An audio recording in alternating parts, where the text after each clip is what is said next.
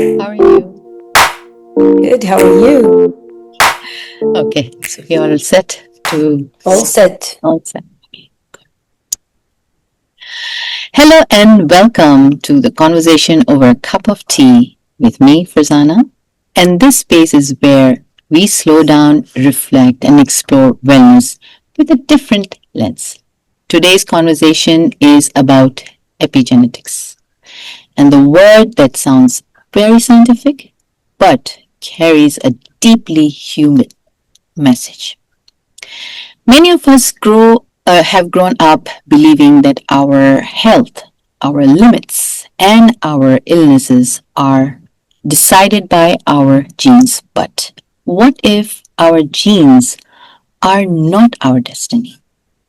What if our lifestyle, our stress levels, our emotional world, our beliefs, and our environment play a much bigger role than we realize? To explore this with me today, I am joined by Doha Awad. How are you, Doha? I'm very good. Thank you so much for having Oh, me. it's such a pleasure. Such a pleasure. I was really looking forward to our podcast. So, for audience, a little bit about Doha. Doha is a geneticist, hypnotherapist, NLP, and Reiki practitioner who bridges science with emotions and energetic healing. Her work integrates epigenetics, neuroscience, and compassionate inquiry, helping people understand not just what is happening in their bodies, but why. She has worked with individuals from diverse backgrounds and has led workshops for both global organizations and small communities, guiding them towards greater self awareness, healthier belief systems, and more fulfilling personal and professional lives. I am really looking forward to this conversation, Doha, and to explore Doha's integrative perspective on healing and human potential. So let's fill a cup of tea and let's get comfortable, Doha, and let's begin our questions. Thank you so much. So, Doha, very basic for our audience.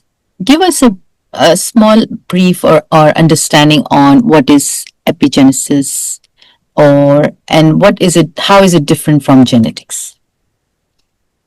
First of all, I'm very happy to be here with you, and I'm sure we will have a fantastic conversation here.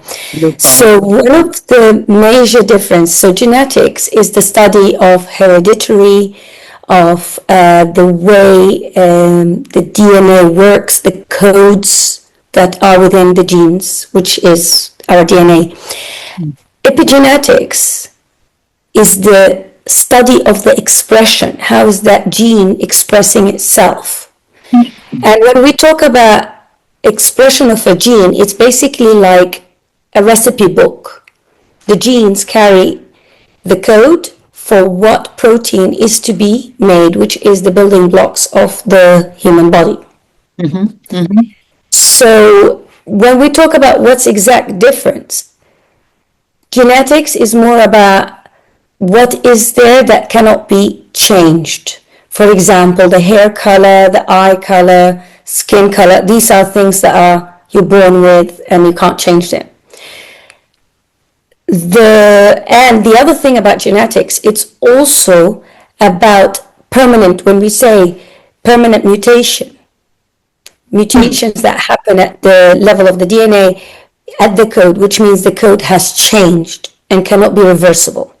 So in the genetics point of view, it will be non-reversible. But when we talk about epigenetics, which the word epi means above, and gene, so above the gene. So it's from the outside, the environment, the external layer of the gene structure, not the code itself, when changes happen. Which means at an epigenetic level, any form of mutation, most of the time, is reversible once you fix the environment that led to that change, versus when we're talking genetics. That's amazing. So, you talked about that epi is above genes, genetics. I understand that quite a lot of time it's the stress that changes a lot of things in our body, right? So, what happens when our body is under a great stress? A lot of stress is going through our minds and our bodies. What happens to What happens? our So, in the beginning, if we start here, for example, just to make it a bit clear, genetics was always that considered that you're born with this. If you're carrying a recessive gene that will express any kind of condition, there's no escape from this because you are carrying it, therefore you have to have it. Now, what is become clear to us now with the whole concept of epigenetics is that that's not entirely true. We have control over our genes expression.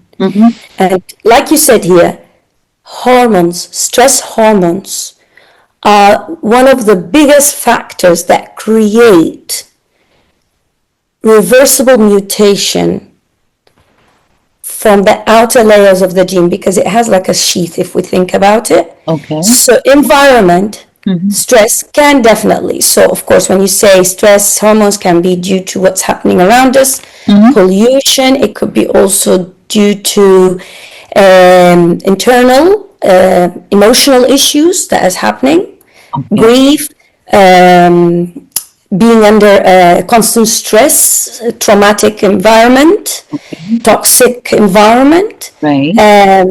in terms of relationships.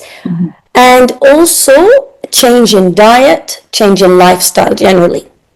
If any of these things are creating stress within the body will secrete more stress hormones. And these stress hormones will interfere with the way the gene is functioning and how it's expressing.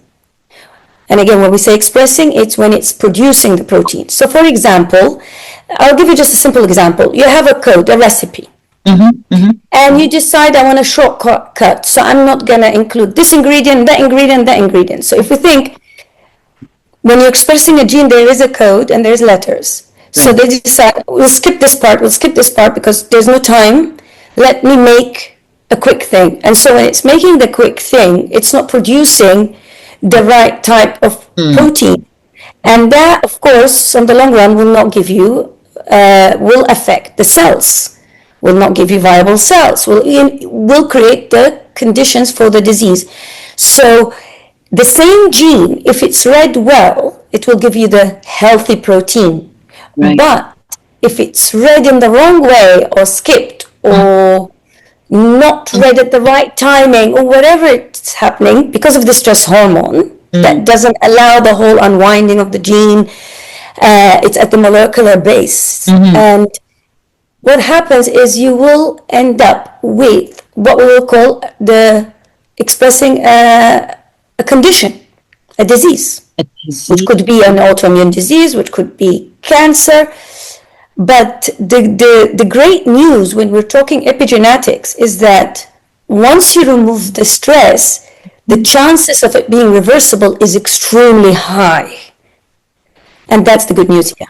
Yeah. So, in other words, we can say that the stress doesn't just change how we feel. It actually changes our cells, how they behave. So that needs to be controlled in order to get the healthier cells in our bodies. 100%. Okay. So I will give you just one quick example. Imagine in a factory of dolls. And each machine, the body of the doll is moving. One is sticking legs, one sticking arms, one the body, torso, all the head. And there is like a lapse in one of them where it crosses and it doesn't get the head. What happens? You will be having a pile of headless dolls. Wow. So what we need to do in that case is switch off the machine, reset. And by saying this is taking away the stress because the machine is not coping with producing the right doll. Correct. It's missing parts. So you Understood. switch off, you start from beginning, and that's exactly. So if you think about it this way, switching off that machine is like removing the stress Mm. causes. Hmm. So I'm just trying to understand here. Can we actually control our bodies or what happens in our bodies? How? I mean, it's difficult, right? I mean, you just can't, it's a machine. I understand the doll machine, but us human beings are not that kind of a machine where we just switch off and on and Mm. we'll be, So tell us how do we really control those emotions? First word, awareness. Okay. All right. Awareness. Okay. If you have the awareness that there's something fundamentally happening in my body, Mm. Mm-hmm. awareness is 50% of the solution. Because once you have that awareness that I'm responsible for something here happening, Mm. and I'm aware of it, and I want to do something about it, Mm. and I believe I can do something about it. Mm. I believe I have the power to Yeah. change it, improve it, or at least control it. Once you have that awareness of what is happening and you're connecting with your body and you're allowing it to Mm. talk to you, because the body talks. If we just allow, and the way the body talks to us is by giving us disease, disease, Ah, giving us emotional issues like anxiety, panic attack, right, depression. When right. people come to me and say, "Oh, I've developed anxiety," and I say, "Congratulations," because that means your body is already telling you, starting to talk to you. And if we think of like the alarm in the car when we don't put the seat belt, what happens? It starts with a little beep beep. That's like, it's like the body in the beginning saying, "Hey, I'm not comfortable with this," but we're not listening. We ignore. And then at the end, we get what with that beeping sound goes all over the top because it just goes like, you're not listening. So it will scream at you. Your body will tell you when it needs. So awareness allows us to reconnect with the body and listen. And once we listen, that's when we know what we need to change or do. So we come to the second level here. So we start with awareness, 50% of solution. Next level, acceptance. Mm-hmm. Acceptance is 25% of the solution. So what happens at acceptance? Acceptance is about starting to look at options, choices. What can I do about it? Okay. Am I ready to do something now? Am I not able to do anything at this moment? Mhm. That's a choice as well.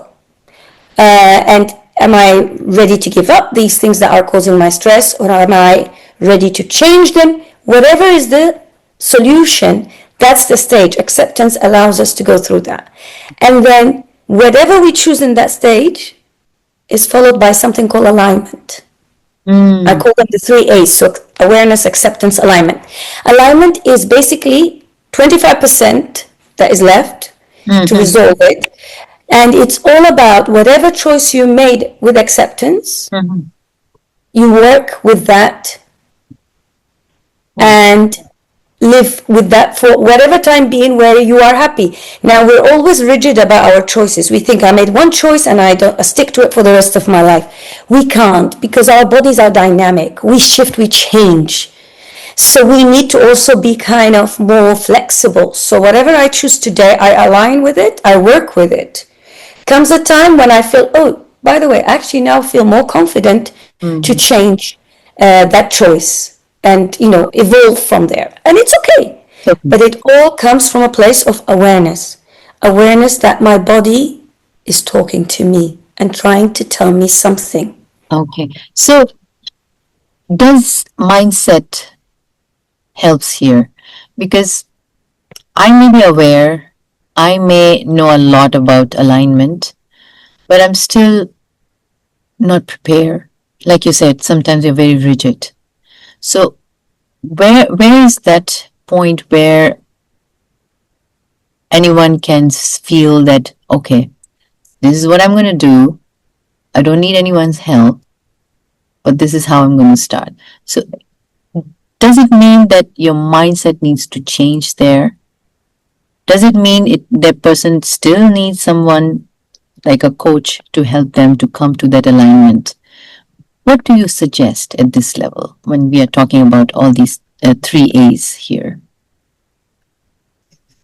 Mindset, when we say the mindset change, that means creating a new program in the brain. How do we create a new program in the brain?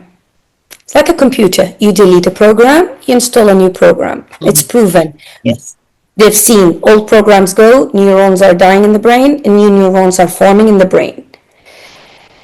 To install that new formation permanently, or when we say permanently for that time being, so it becomes a program, not something. You can delete it later, but permanently means you just don't.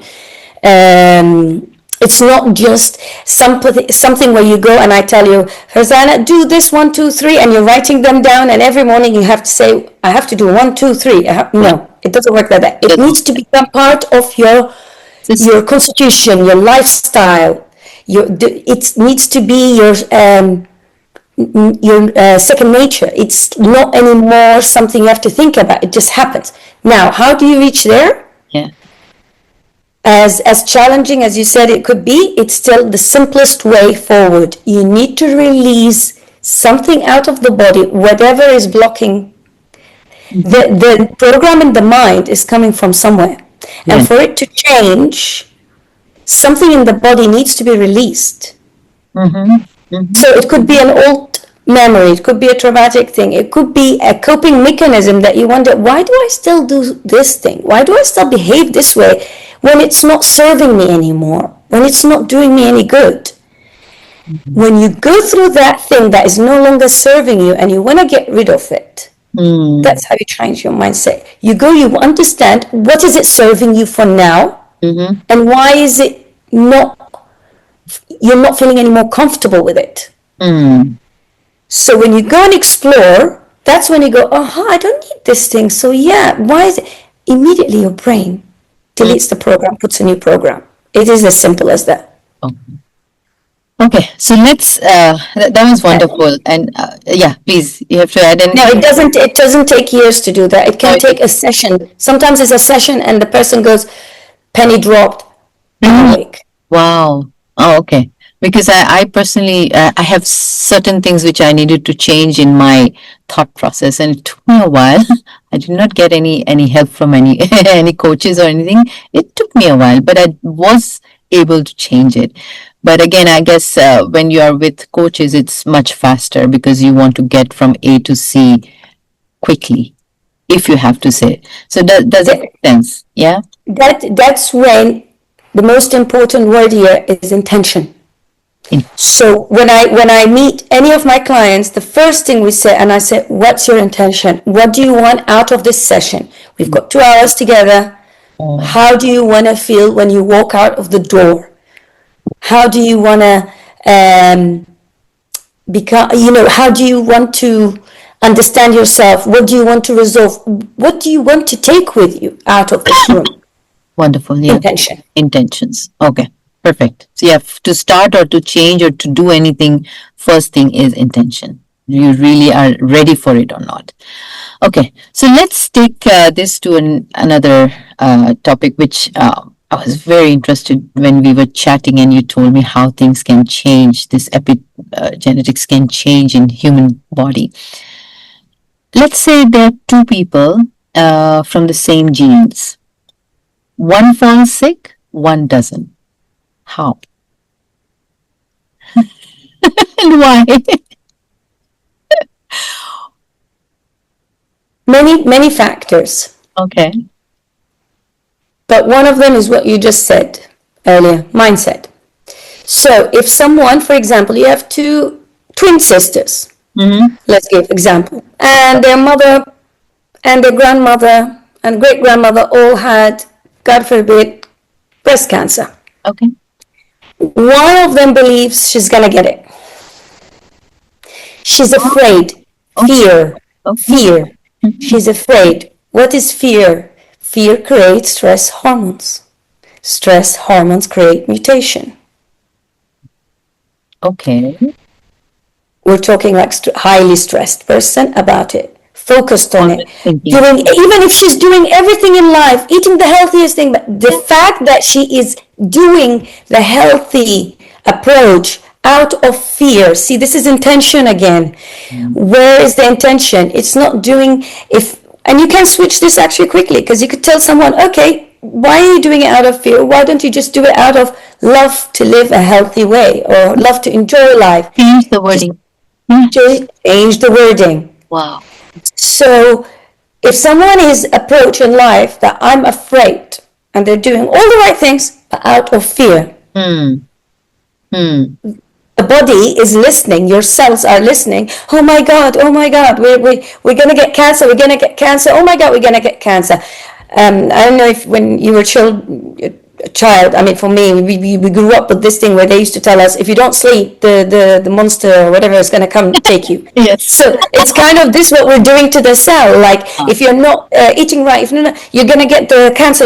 So imagine the amount of stress. And we have how many cells? 50 trillion cells in our body, if not more. Wow. So imagine that stress put on these cells. What's going to happen? Mm. Mm. Most, you are creating the right environment internally, even if outside you're doing all the right things. Mm-hmm. Now, and you have another one, maybe her sister, she has the mindset nothing will happen to her. Mm-hmm. Mm-hmm. She really believes it ends there. Mm-hmm. She believes she has the power not to allow this to happen, and she's going, enjoying her life, doing everything, drinking, smoking, eating everything, and loving her lifestyle. And you hear a lot of these stories. People are, I. so it's a simple thing. It's the approach. It's the intention. Am I doing this because I believe? It's like someone who feels they're doing things to enjoy, even if we think they're not healthy, and someone who's not doing them out of fear. It's at the end Okay. intention.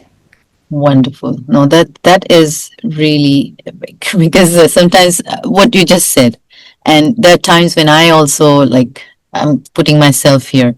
I do things out of fear. For example, no, I'm not going to smoke, and I'm not a smoker. I'm not a drinker. So, quite a lot of time it's out of fear as well that these are not good stuff because it's going to hurt my body, and thank God so far I'm fine, I'm healthy.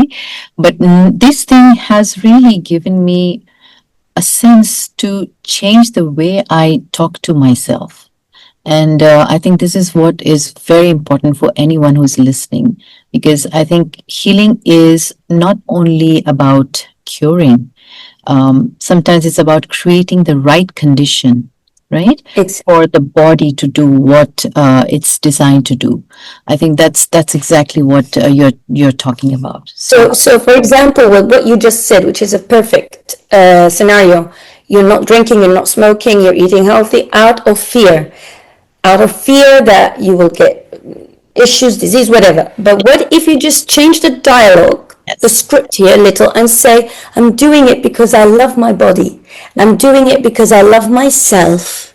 Um, Just immediately, the whole way, your approach will become much more effective. Absolutely. That's Just with this change, I'm doing it because I love myself yes. and So I respect my body. very nice. So that's amazing, and I think a lot of us, hopefully, whoever is watching this podcast from today onwards, will start talking affirmations and saying right stuff to themselves because that's what exactly is going to give them the life they are looking into to be a person they want to be.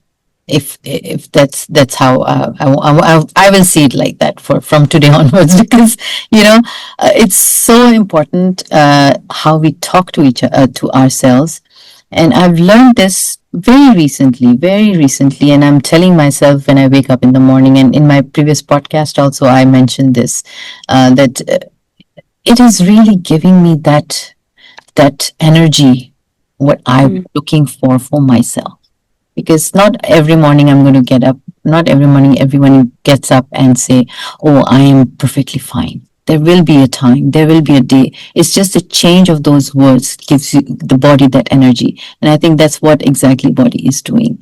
It's telling the Body is doing. body is doing this, but also I think sometimes I'll tell you something about affirmations. So affirmations are good in many ways, but there are times when your body wants to talk to you and tells you, I'm not feeling this way or I'm feeling that. That's when you have to listen too. So, I give you an example. You have a friend, the best friend. When the friend is always happy and enjoyable and fun and laughing and chatting, but one day maybe the friend comes and says, you know what, I'm having a hard day and I want to talk about it. That's exactly how we should treat our bodies. So it's not always going to give us that excitement if we give it. Sometimes there are moments when it says, can I slow down today? Can I talk to you today? I'm not feeling this. Because these cues, when you allow it to tell you, I'm not feeling 100% today, I'm feeling a bit sad, I'm feeling a bit irritated, when you just give it a few moments of your time, being present, why do I feel this way? It will tell you exactly why. And that will help you develop and even evolve more. Because then you will understand that, I'm irritated with that thing that happened, or I'm sad about that thing. Okay, what can I do about it? Nothing. Or I can do something about it. And from there you move on.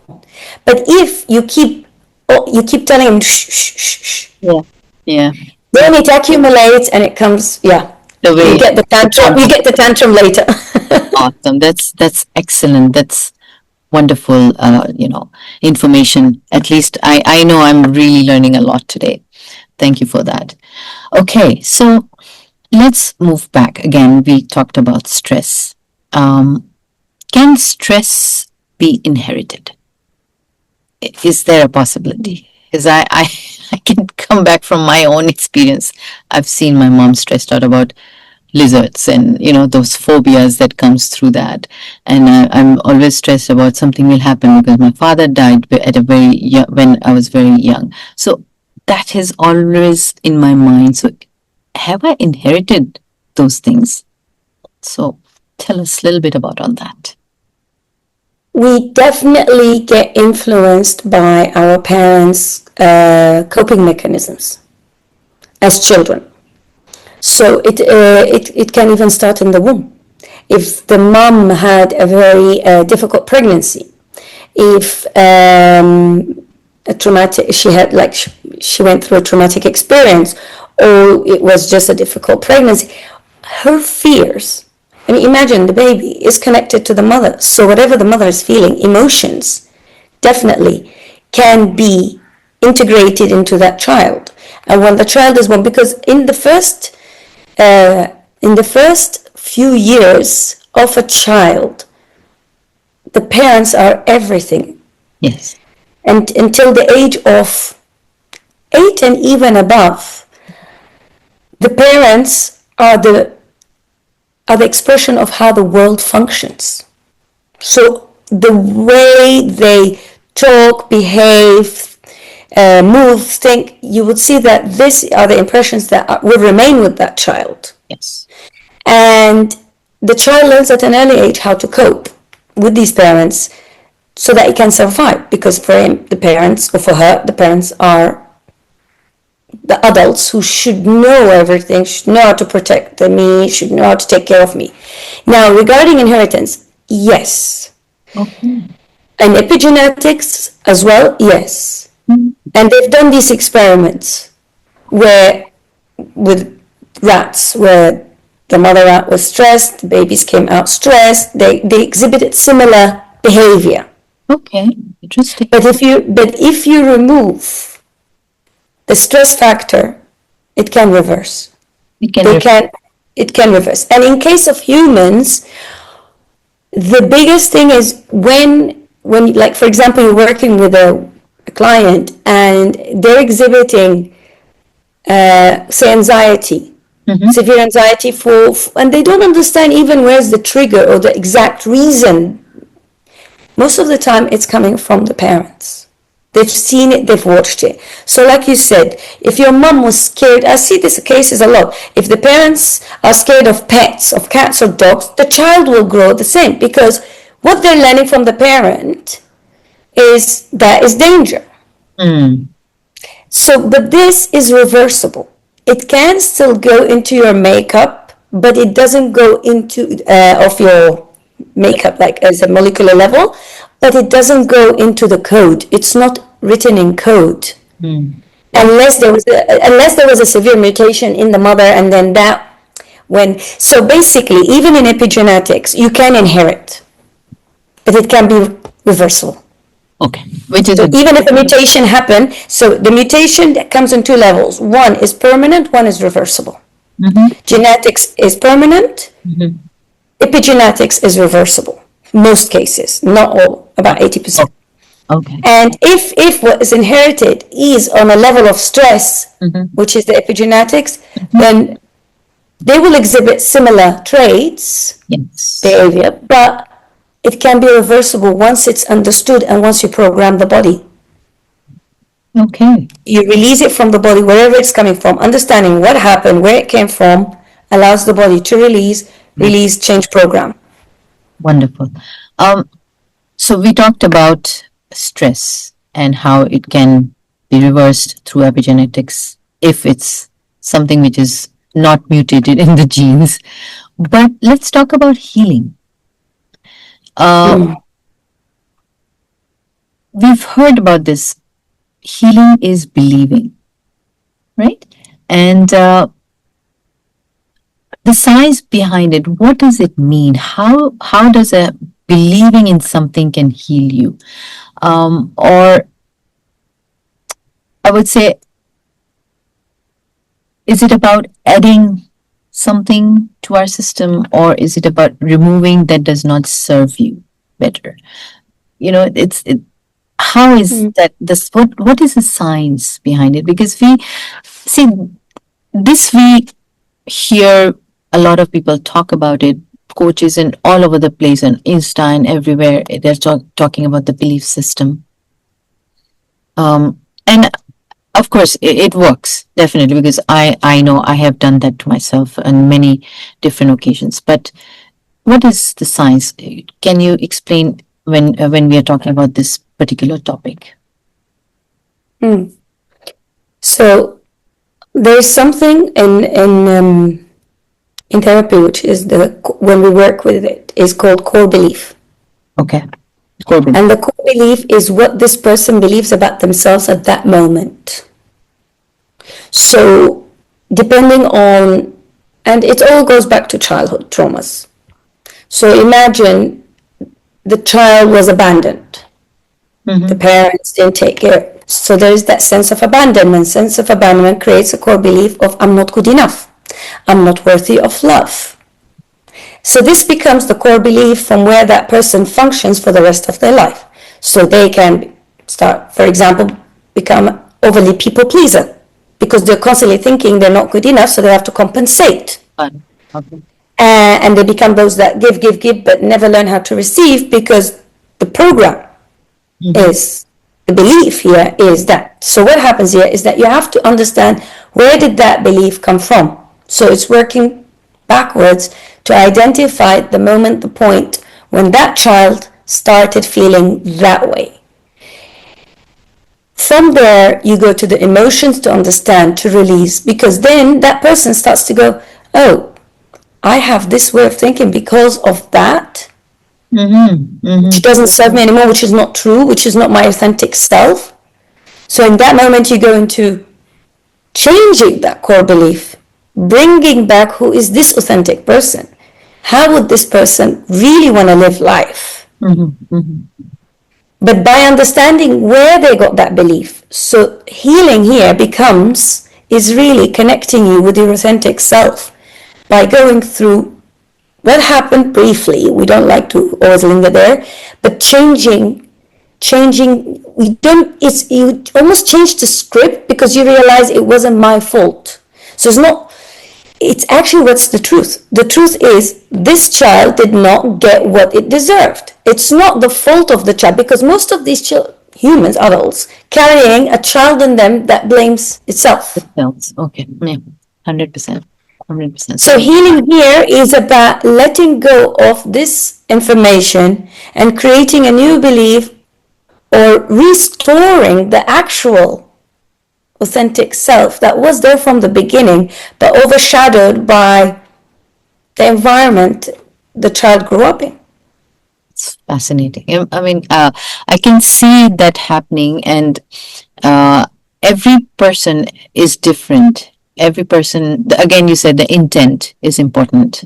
Sometimes I'm sure people are ready for that moment, and then they say, "Oh no, no, we don't want to open up ourselves." So those people, they might need some help, external help. But this is such a fascinating science, and we have been hearing it. I've been actually hearing all these from different coaches, but the way you explained it makes so much sense. That it's not only just words; it's how you bring out the past and making that person understand, and those stresses which has been embedded in him changes the way he looks, maybe the future. Yeah. It's like, when we always talk about packages, when people talk about blockages, oh, what's blocking you? I also see it as packages that we have that we don't need anymore. So in this case, it is like a package that this person has been carrying, Mm. and it doesn't need it because it doesn't belong to it or Yes. to her. Yes. So it's about offloading. And once you take that stress out, so the moment they realize there's nothing wrong with them, Yes. the belief changes and it's just released. And imagine if you lifted that weight over all these cells that are in the body, and then suddenly they go into, I can express myself freely, I can be who I am. Yeah. Yes. Wonderful. Just that. And when someone experiences that feeling of like lifted, that burden is gone, that's when they're happy to change the program and just move with it. That's when they truly align. Mm. Because they felt it. That sensation of relief is priceless. I'm sure. I'm very sure. Okay, so um, we talked about stress, internal. Now let's talk about environment. Um, how can we protect our bodies from changing certain environments? Because this is I think I would like you to give us some practical tips so that the audience can actually understand what small changes they can bring in that can help them change their mindset or look towards the positivity. So, what should we do? Accept that there would be times, very challenging, that you will feel down or low, or it's okay. Accept it. It's part of life. When you go down there, remember to think, what are you learning while you're down there? Because there is a valuable lesson that you will think, oh, I'm regressing a step backward. But trust me, the moment you take that lesson, you will go 10 steps forward. This is one. Stop judging yourself, because you're not doing yourself any favors by judging yourself. You're just you're becoming your own, almost like enemy by doing that. So judging needs to stop. And then another one, which is when things are not working, sometimes it's because it's telling you it's not the right thing for you. Take a step backward and change maybe the program, because maybe, yes, you might have planned for this and that's maybe your vision and where you want to go. Okay. But if there's many things happening to stop you, maybe it's a sign, change direction, or reassess your intention, or reassess your vision, whatever it is. Sometimes take it as a sign, it's time to reflect. That's what I say. Sometimes when we get even sick or ill or this, we're like, it's time to reflect. What's going on? What is your environment trying to tell you, and your body trying to tell you? Now, and finally, I would say the environment will always be there. We choose how to see things around us. We have the right to react, to act, or to do nothing. But how we see it is a choice that we make. You can see something happening as the worst thing in life, and you can see it as a simple thing in life.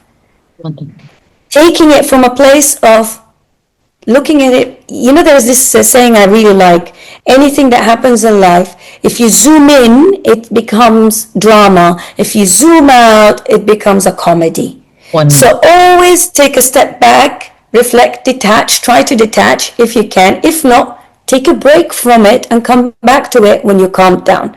But never make a decision on a bad day. That's a very good one, 100%. And I agree to that one. I've done that many times, and I'm sure our audience have done that too. But And one more thing, sorry no, please Farzana. go ahead. One more thing. Learn to say no. Learn to say no. It's the hardest one, but when your body is telling you say it, and you will feel it if when you start to really listen to your body. But learn to say no. And if it's hard to say no, don't say yes. Take a few moments. Say, "Can I think about it?" Go. Take a breath, Hmm. and then come back. Come back. But yeah, but learning to say no is very, very useful. 100%. 100%. And I think if I say this, it won't be wrong. Epigenetics, it teaches us that the healing isn't about fighting our genes, it's about creating an environment where a body can function the best. Makes sense. 100%. It is about listening to your body and understanding what it needs. But the greatest thing about epigenetics is the hope it gives, because it tells you you are still in control. You control your body, you control your gene expression, and it's not the other way around. So you have power over yourself. All you need to do is listen, love, respect the signals that are coming through, and appreciate them. Wow, that was wonderful. Thank you so much. I think a lot to learn, a lot to understand, and it's not a subject which within these 30-40 minutes anybody can understand and learn. But if I may, all the audience who have watched this episode, I would like them to ponder on these questions which I'm going to put forward for them. What is one message your body has been sending that you have been ignoring? Or if healing was a conversation, what would you say to your body today? Or what would change if you trusted your body instead of fighting with it? Or if your genes were listening right now, what would you want them to hear? So with this, I would like to thank Toha. It was a phenomenal episode. Thank you so much. I had an amazing time with you. So much to learn, so much to understand in today's time. Yet something so easy to do, not so easy to do. How we make ourselves feel. Hoping that this episode has bring some sense to for our audience and for those who are going to watch it maybe later. And if for everyone who's watching, if this conversation has made you pause or feel seen, share it with someone who might need this. And if you haven't already subscribed, of course, subscribe to my channel so that you can get these honest conversations over a cup of tea with me, and share it with someone who needs hope, clarity, and gentle. Thank you very much, Toha, again. Thank you. For the fabulous show today. I had such a great time. Thank you very much. And till next time, see you all. Bye for now. Thank you. It was good. Love it. I love the question. It was I wanted to say I love the questions you put at the end to the audience. Incredible questions. You got me thinking. Yeah. Because it is in progress, and what people need to understand, this is a continuous. No one. Absolutely. That's why when I was looking at these questions, I'm like, wow, you know what? Let the audience understand and ponder on those. It's very important. But thank you. Yes. Thank you.